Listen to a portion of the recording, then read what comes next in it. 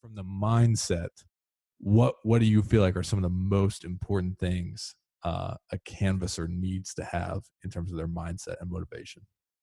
I think one of the biggest ones that I think is the most obvious is you're going to get leads.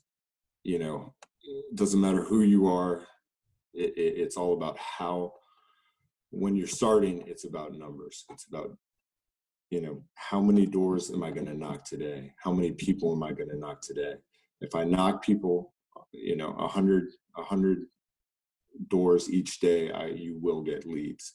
That's one thing I would say is crucial, is that I've seen, people with speech impediments. I've seen, people who you wouldn't expect to be great salesmen at the door turn those numbers into very high quality. 1 out of every 10 spoken to people, they get a lead. So I would say the main thing is just, you have to be consistent. Don't give up, because you really will hit numbers. It's a numbers game ultimately. You get those numbers of better percentages the longer you go, but ultimately Right. when you numbers. So